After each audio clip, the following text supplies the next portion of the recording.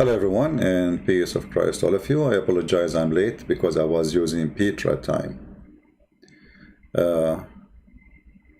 It's an Arab appointment, so I apologize for making you waiting. Today our topic, actually, I was going to talk about something else, and then somebody asked me a question. I saw the email, and then I saw, okay, well, this is more important, let us talk about it. All of us, we heard about the claim that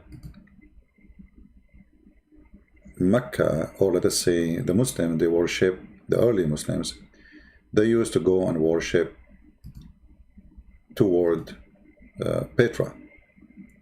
I will play a little bit of a clip so we can understand what we are talking about. The one who came with this theory, he's a historian. His name is Dan Gibson, or Dan Gibson. Let us hear what you want to say. He has extensively researched the peoples and places of the ancient world before Islam. I first came to Arabia in my early 20s, and I've spent more than 30 years exploring every corner of this amazing part of the world, piecing together evidence for a radical new theory, which I believe will change our understanding of the past. Years of study have led me to the conclusion that Islam began somewhere other than where the conventional histories suppose, and that in early Islamic writings there are clues and references that reveal the hidden truth about the Mecca mystery. Back in 2002, I had occasion to visit a conference on Nabatean studies organized here by the Al Hussein bin Talal University. During the conference, I had occasion to speak with leading archaeologists from Saudi Arabia and from Jordan. I asked them specifically about the archaeological record in Mecca. While not wishing to be named or quoted, they admitted that there was no archaeological record in Mecca before 800 AD. I had expected them to defend the opinion. Okay, just take a note. See, there is reasons for things to be rejected. There's reason for things to be accepted, right? So I agree with this guy that Mecca is nothing. I mean, there's no record of it. This Mecca thing, it is nothing. Actually, just to confirm what this man is saying, regardless if I agree with him or not, later you will know how much I agree and how much I reject.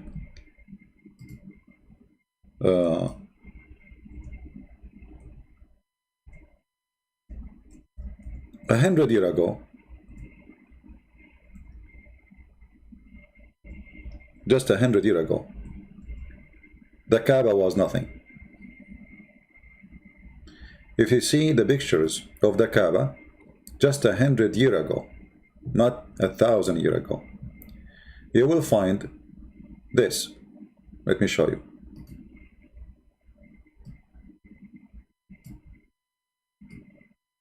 This is before the oil. Look at this.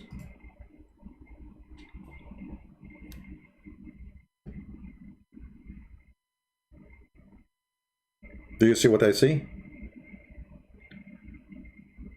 A room. There's a bunch of columns around it, made from little rocks, and a bunch of houses. Everything around it is dirt. There's nothing. It's just a room. And this room, if you read my books, you will find that this is now, I mean, this is 100 years ago. If you go a little bit back, you will see there is no roof for it. To the point that other cities, they come and they throw garbage from the top of the roof, because there's no roof, like they throw it from the top of the wall, to tell the people who worship in this place that our place is better. Look, your God cannot even stop the garbage. So I agree with this man regarding Mecca have no roots. It's just a little tiny village. What happened then, when the oil started coming, then Mecca changed, became a business. And here you need to ask yourself, if the early Muslims, they believe in Mecca, why did it not even, I mean, they have, the Muslim, they say to you, we have palaces in Spain. Do you see the building we built in Spain? First of all, you did not build any building in Spain. Go and read Ibn Khaldun, you will find that the one who built is those who you brought from Syria or from Spain itself, the one you forced them to work for you. Arab don't know how to build. And the proof is in front of you. People of Yemen are not the Arab. And they are not even Arab. And even the Muslim, they claim, oh, the Yemeni, even the Quran claim clearly that the people of Yemen was occupied for a long time by the Ethiopian, and then was occupied for a long time by the Jews, and then was occupied by the Arab. All study show that those who live in Yemen, they don't even speak Arabic. So what happened to this Mecca? Why the Caliphate did not spend money to make Mecca look beautiful? I mean, if this is the most holy place, the one who is building palaces in Damascus, in Baghdad, in Spain, can't he build a palace? Little rocks around the Kaaba to make it clean, put tiles in the floor. This is just 100 years ago. So we go back to the video. This is a question you have to put in your note. As long as the Muslims, they reach all the way to China, money was coming like rain. You know, invasion, the purpose of invasion is not really spreading Islam. The purpose of invasion is money and slavery. This is a Hungary, slavery, money, empire. So if they are really doing for the sake of Allah, and this is the most holy place for them, so why it was like this? That is a question no Muslim can answer. Now, we go back to the video of Dan Gibson. And by the way, if you want to watch the video of Dan Gibson in full, because we will not play it in full, we will play just a section of it, you can see it in the information down the video there. That Mecca was a walled city with houses and gardens and public buildings and temples. They said no, there was nothing like that there. Did you know that the name Mecca is mentioned only once in the whole Quran? True. Muslim scholars link other names with Mecca. Names such as the Forbidden Gathering Place, or the Holy House, or the Place of Becca, or Weeping. All of these terms are universally associated with Mecca today. Nevertheless, the Quran itself does not tell us in so many words that these all refer to Mecca. Muslim scholars see no reason to debate this. But in recent years, some historians have raised questions. They have noted that Mecca was a barren place and not located on the ancient caravan route. People have imagined that the caravans carried incense, spice, and other exotic goods.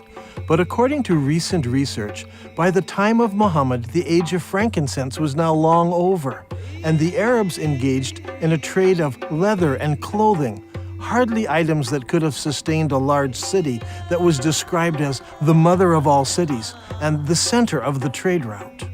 Look at this map. Where do all of the trade routes intersect? There are 3 places in northern Arabia that could be described as the center of the trade route. What is interesting is that Mecca was not even a stopping place because it was not even located on the caravan route. In this film, we will find out why there is a total lack of archaeology in Mecca from the time of the Prophet Muhammad. All right, so you can watch it to the end if you want. For me, I made a video before I rejected what he's saying, and I have my reasons. Because actually I did not hear him speaking, I heard J. Smith, and J. Smith, he did not lay it out clear. So what J. Smith, he said, that there is many old mosques, they are, the direction of them toward Petra. And it mentioned some of them. My response was, well, those mosques, they used to be temples, and the Muslims hijacked them. Which means they are not built by Muslims. But then when I watched, Dan Gibson, he brought names of mosques, which is really built by Muslims. Which means after Islam, supposedly. Not previous, not something exists 300 years before Muhammad or 500 years before Muhammad. So I rejected anything to be connected with Islam or Muhammad just because it is built by someone he is not supposedly a Muslim. But hold on. But Islam is not a new religion. Islam is just a continue of a cult. You will see that the Muslims themselves, they admit, if you go in the Quran, you will see the Muslims, they admit that the kuffar, let us see the Quran,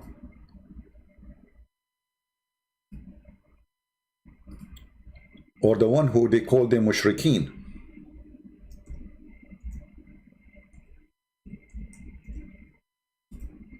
What mushrikeen mean? Those who associate intercessor with Allah. Chapter 2, verse number 105. And here you see right away a stupid mistake in the Quran, which does not make sense. You see, the translation here is not really accurate. Let us find different translation. He used, instead of saying people who associate, he said pagan. That's not true. Even if they are pagan, still the translation is not right. We change the translation, or the translator.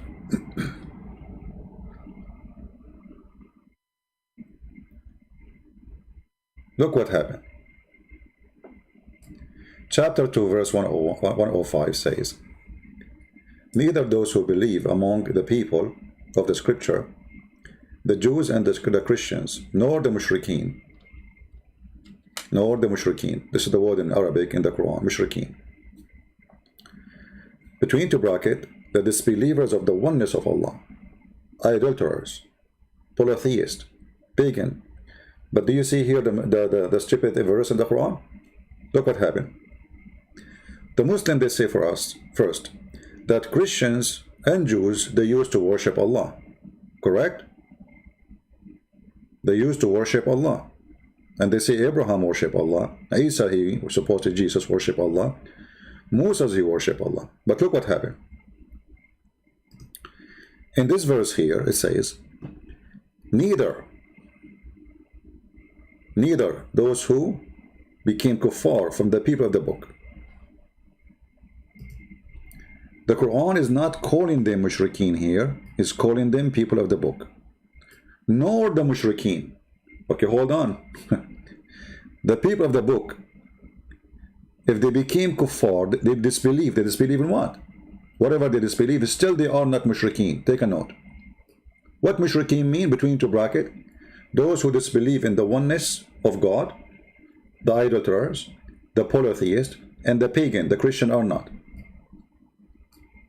Otherwise, if we are the same as those who they are mushrikeen, the Quran should not divide us and say neither the Christians and the Jews or the mushrikeen. Are you getting my point? Like when I say, let us say we are trying to study ethnic group. So we say the Indian, nor the white people. If the Indian are white, we will not say nor the Indian, correct? Because they are the same. So when we separate between the mushrikeen, which is supposedly between two brackets, those who disbelieve in the oneness of God, those who are idolaters, those who are polytheists, those who are pagan, they are not the same as the Christian and the Jews. So the Quran confirms in this verse something very important, that the Christians, the Jews are not al-mushrikeen. However, in different verses in the Quran calls us mushrikeen. And that is showing you that the one who wrote the Quran is an idiot, because he contradicts himself. For if we are the mushrikeen, here the verse is wrong. You should not say nor the mushrikeen if the Christian and the Jews are the mushrikeen. Remember here, it says already that those Christian and Jews, they are the wrong one, supposedly. They disbelieve. You know what I mean? A Muslim here, he cannot play the game, say, oh, he's talking about the good Christian who believe in Jesus. No, it says those are the one who disbelieve in Muhammad. So even the Quran, who speak negatively about the Christians in this verse, that they are people who disbelieve, and the Quran explained to us that those are, when you say, the second you say the people of the book, right away you mean to believe, the Christians and the Jews. Immediately. unless you name them by name. You say like Christian, which is supportive of Nasara, or you say the word Jews, which is Yahud. So the Quran here make differentiation between the Mushrikeen and the Christian and the Jews. Why we are not the same? Because we don't worship the same God. The Mushrikeen is the one who believe in intercession of others to Allah. So they worship Allah. So Muhammad himself, he worshiped Allah, the God of the Arab before him, the God of many other nations around him before him. He is just a follow pagan, follow what was exist. So Muhammad, he want to get close to the Christians in their belief. He want to get closer to the Jews in their belief. What is the belief? There's one God. So Muhammad starts saying there's no God, don't have 3 daughters. And then when Muhammad, he moved to live between the Jews, he starts saying things negatively about Jesus. That Jesus is not the Son of God, for this is what the Jews believe. So Muhammad, the confused man, he is between. Still, at the end of the day, he worshipped the God, his name is Allah. Regardless he is talking to who. And those verses are very important. Now listen. Dan Gibson, he said that Mecca was not the main place of worship. The Muslims don't pray to it. Actually, I can support what he say. Still, I will not go with him, but I want to show you some verses.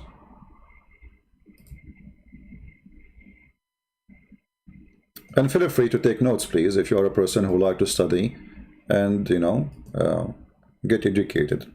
Some people here, they are just for entertainment.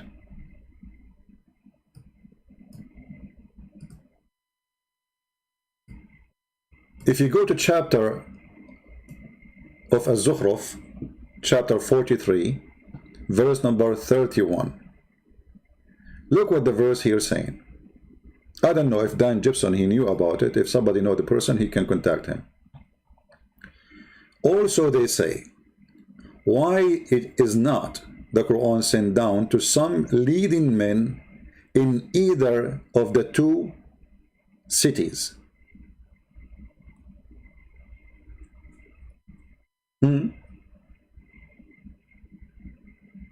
Anyone understand what's happening here? Anyone understand what is the problem with this verse? Let me see in the text, you guys, if you are thinking with me. The one who is making the question is those who refuse Muhammad. What was the question? They are wondering how come, why the Quran was not sent down to some, this is a Muslim translation, not mine. This is the Muslim translation. Again, Muslim, don't say to me, you know them. What is the problem? Why this Quran was not sent down to leading men or man in either of the 2 cities? Okay, hold on. Muslim, they say to us, Muhammad is a son of a great family. Muslim, they say to us that Muhammad father, Muhammad grandfather is the most high noble of Quraysh. The Muslim, they say to us that they are the most extreme important, to the point even the grandfather of Muhammad is the one who do care of the Kaaba. Suddenly, this Quran sent to someone not from a great family. Do you understand what I'm saying?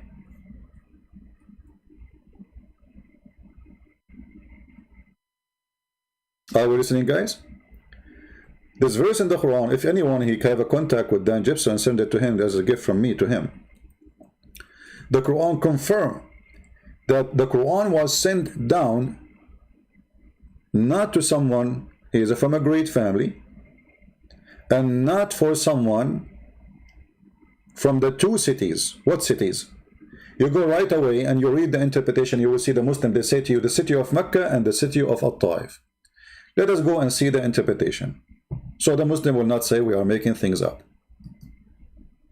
Again, chapter 43, verse number 31. Give me a second.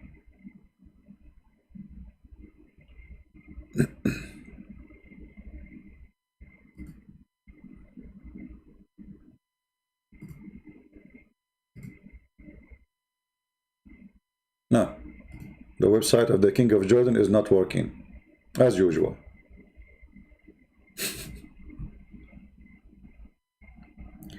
I think the King of Jordan, he chose like $5 website host. This is how much he care for his prophet. Okay, let's see here.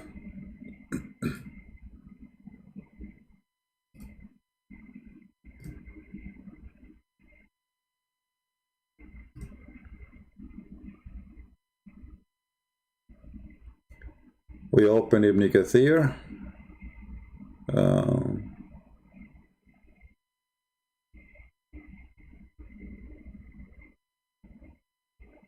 Here we go.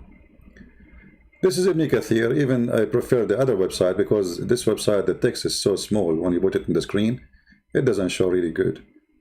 But anyway, you can open, maybe the admin, he can post for you the link. Again, this is Ibn Kathir, chapter 43, verse number 31.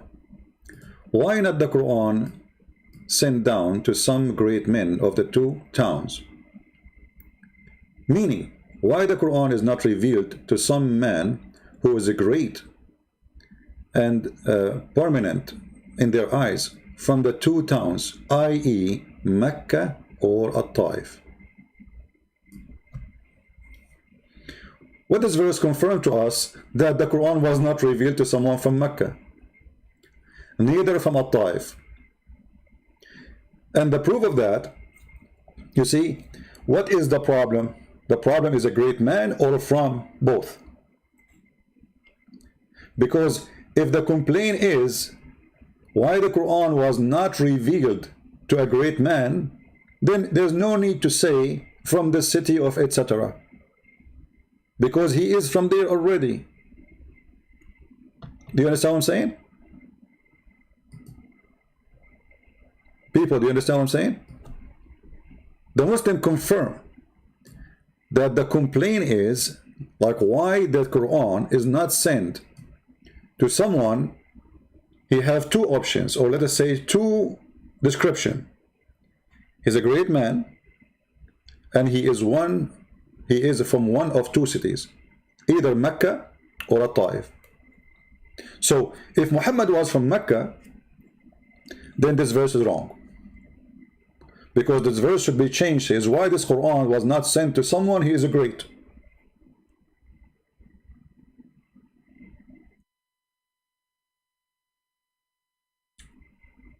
But the Quran confirmed that he is not great and he is not from Mecca.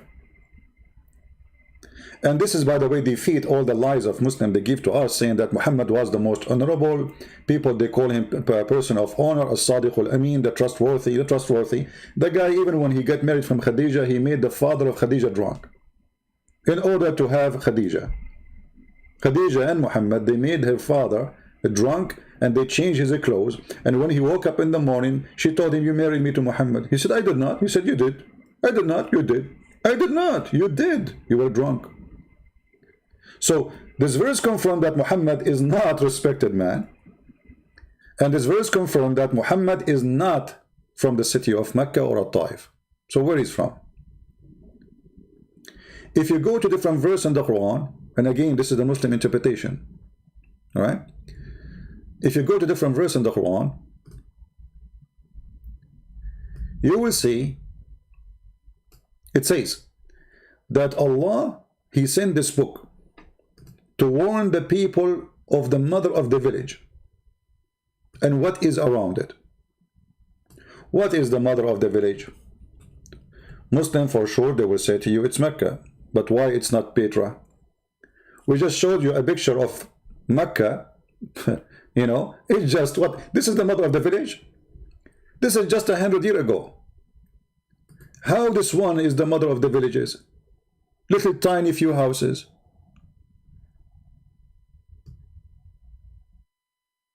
This is the mother of the villages. When the Muslims, they say villages, they mean cities. Cities, this is a city?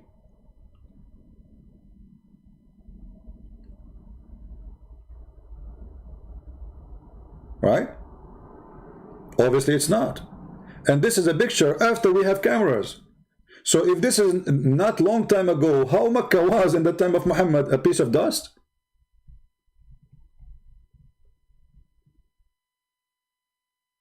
This is the center of Mecca now. This is around the Kaaba. Those are the fancy houses. Look at this. Look at the Kaaba itself. So the Quran is saying clearly, we send you this book to warn people who around the mother of the cities. So where is the mother of the cities? So when Dan Gibson, he say Petra, well, that makes sense. That is a city. That's a great city. Amazing city. Whoever built it is a genius. We cannot call the Mecca the mother of the cities. So when Dan Gibson, he come and he say, well, there's many things does not make sense with this cult, with this religion, about the existence of Muhammad, where he was exist, he have tons of reasons to accept. However, I have a problem with this. You see, in order to come from the city of Petra, if Muhammad is from the city of Petra,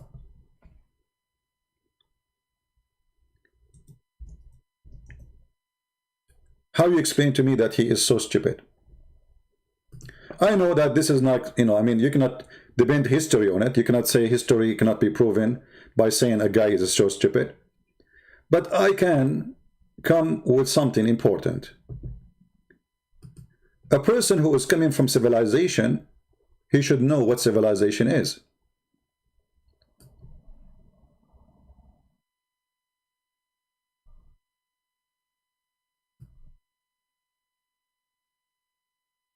The Muslims, an Islamic book says, Muhammad, he used to clean his bum with the 3 rocks. Petra is a city where they have running water. Imagine, in the desert, they have running water. Muhammad is a person whose head is full of lies. Muhammad is a person who believes in stupid things nobody believes in. Those are smart people. So the first objection I have that Muhammad is from Petra, that this is an insult to Petra people. He cannot be from them. So it's possible that Muhammad was sent supposedly to people of Petra to fool them, not to the people of Mecca, but he is not from Petra. How we can prove that? If you go in the Quran, let us do this.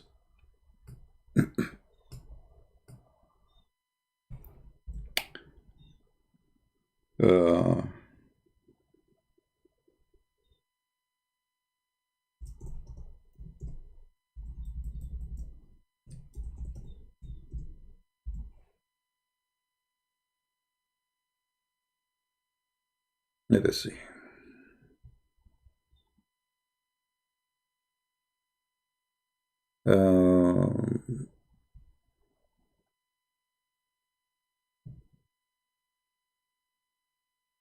There's many verses actually I want to show you, but I want to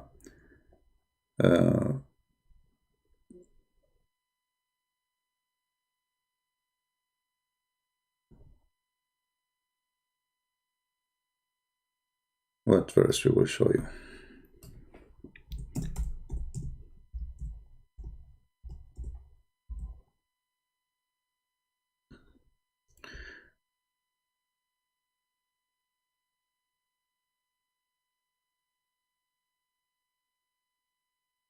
Read this verse with me.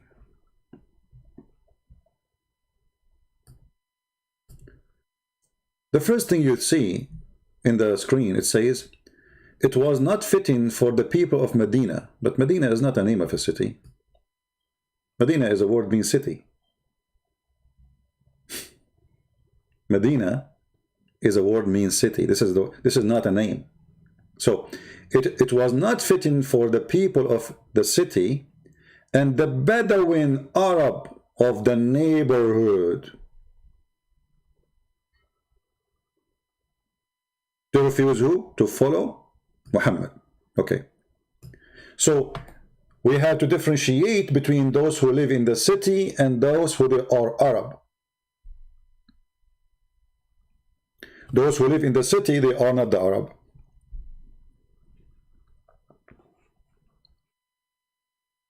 Are you getting my point? People are getting my point? You see, because we are using different account now, we have a low number of viewers. People do not know we are here. Invite your friends, please. We have only like 700-800. It is not fitting. It was not fitting for the people of Medina, which means the people of the city, and the Bedouin Arab, the Arab in the neighborhood. So those who they are in the city, they are not Arab.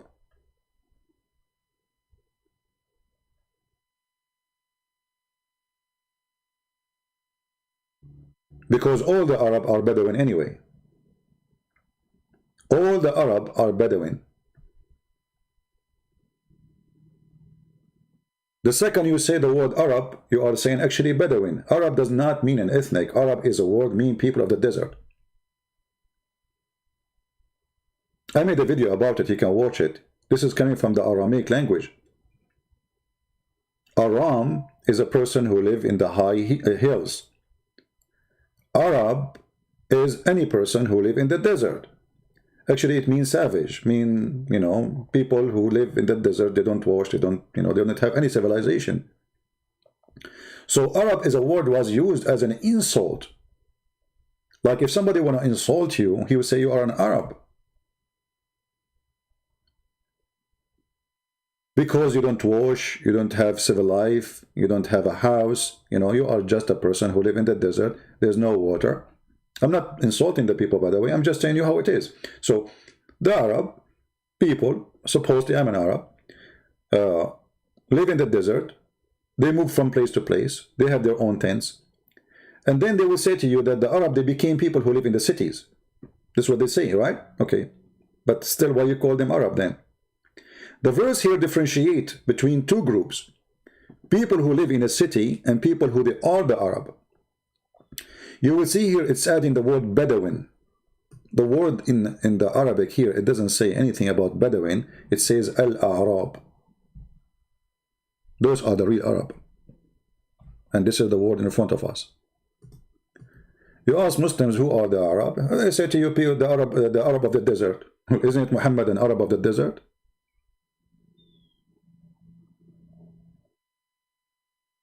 Right?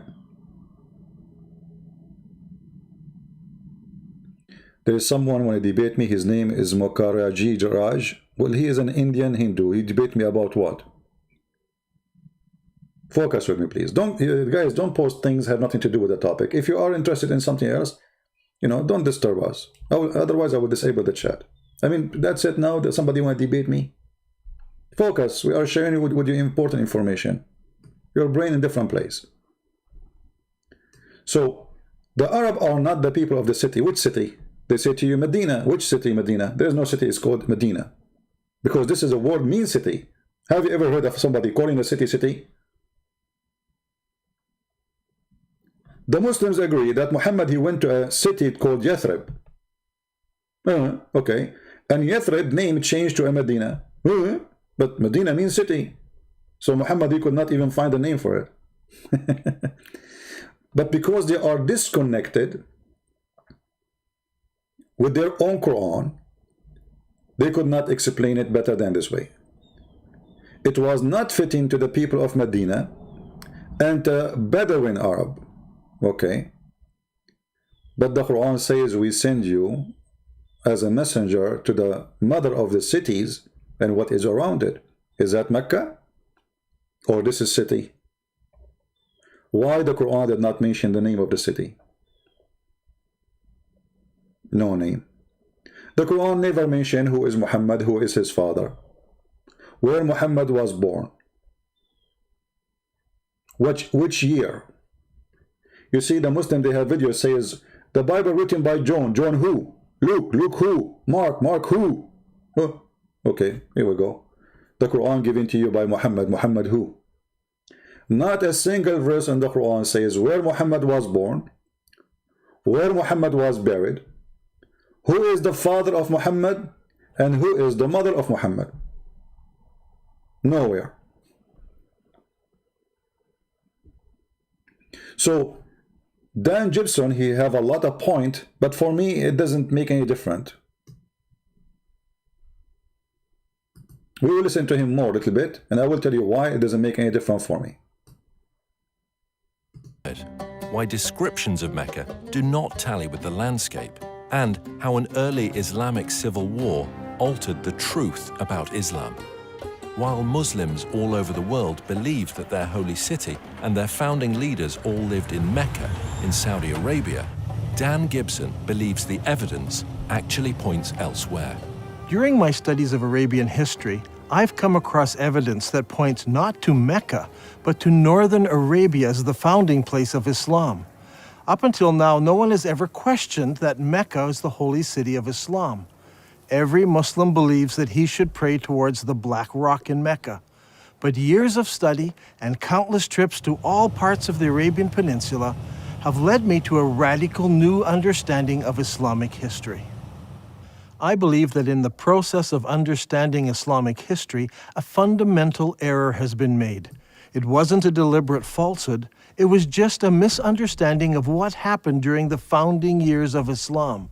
So later Islamic writers corrected what they thought was an error in earlier histories when it was actually the truth. Is it possible that over 1 billion people who follow the religion of Islam misunderstand how and where their religion began? And if so, what implications does this evidence have for the average Muslim who wants to follow the instructions of Muhammad, his prophet? We are going to have to examine a time in history and a setting that few of us understand. For centuries, the histories of the classical world and Middle East empires have been discussed, but little effort has been given to the history of Arabia. This ignorance is true not just of the West, but also of the Arabs themselves. The Prophet Muhammad was born in 570 AD, at a time and a place that few people today really know about. His grandfather and his father were Nabatean merchants, and in fact Muhammad himself married a merchant woman. One day, Muhammad was meditating in a cave and an angel visited him. The angel taught him words of praise to Allah. Later, his wife convinced Muhammad that it really had been an angel and he was in fact called to be a prophet of God. During his lifetime, he had many visits from the same angel, and each time there was a new revelation. These revelations from the whole of the lifetime of Muhammad become gathered together to what we know today as the Quran. Adel Ishamari studied Islam at the Islamic College in Kuwait. Over the years, he and Dan have formed a good friendship and have often found themselves drawn into deep discussion about faith and its history. كانت رسالة محمد هي أن في إله واحد وأن هو آخر الأنبياء الذي أرسلهم الله. وهذا الشيء أغضب كثير من المتواجدين في مكة بسبب أنهم كانوا يعبدون آلهة أخرى وهي الأصنام. كثير من الأصنام كان موجود هناك وكانوا يعبدونها. Okay guys, we'll just receive a copyright audio from YouTube. I don't know what, I mean, we post the credit for the video, we post etc. and we receive copyright audio.